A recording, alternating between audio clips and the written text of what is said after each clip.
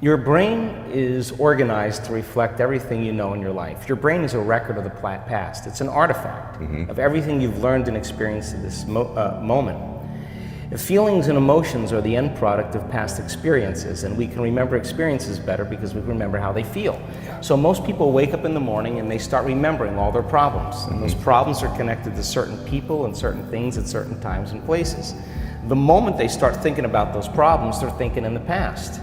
Those problems have an emotion associated with them, and the moment they start feeling those emotions, the body, as the unconscious mind, doesn't know the difference between an experience that's creating an emotion and the emotion the person's fabricating by thought alone. Now, thoughts are the language of the brain, and feelings are the language of the body.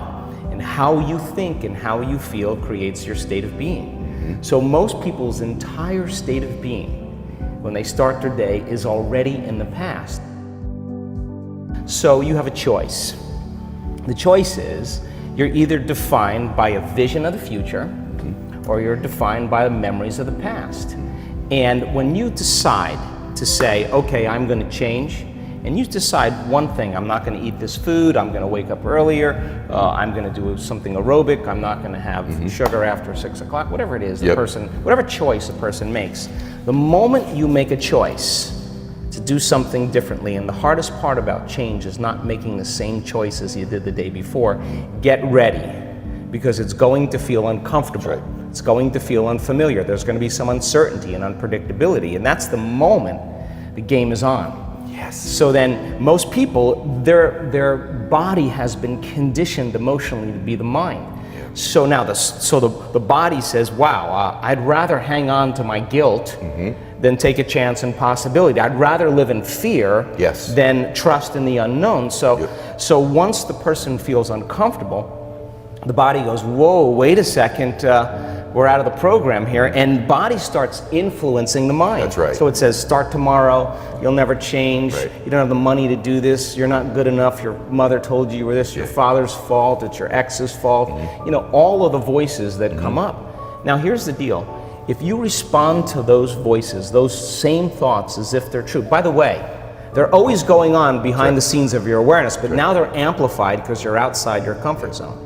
You believe in that thought's going to lead to the same choice, which is going to lead to the same behavior, which is going to create the same experience and produce the same emotion, and the person's going to say, this feels right. No, that feels familiar. Going from the old self to the new self is a neurological, it's a biological, it's a chemical, it's a hormonal, it's a genetic death of the old self. And people will say to me, in that void, in that unknown, I can't predict my future. And I'll say to them, the best way to predict your future is to create it. Not from the known, but from the unknown. I love it. So close your eyes now and think about that vision.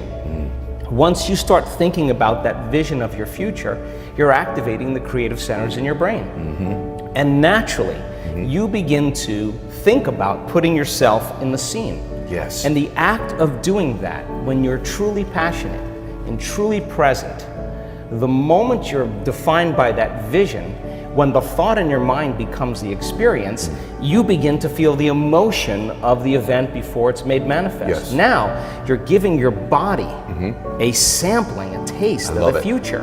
And now, if a thought and a feeling create a new state of being, you're combining a clear intention with an elevated emotion, and now you're beginning to change your biology, and you're seeing a whole new landscape that you could never see before because you're no longer viewing your future through the lens of the past. I love this. Now, this requires then something really specific, because most people will wait for their wealth to feel abundance. They'll wait for their success to feel empowered. They'll wait for their new relationship to feel loved. They'll get all these things when. Yes. So think about that. The absence of getting those things causes people to live in lack their entire life. That's right.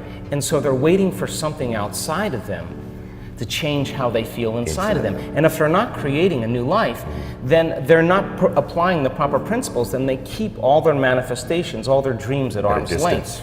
Well, think about this. If you get up feeling gratitude, if you get up feeling empowered, if you get up feeling whole, if you get up feeling unlimited, why would you worry about whether it was going to come or not? You would feel like it already happened.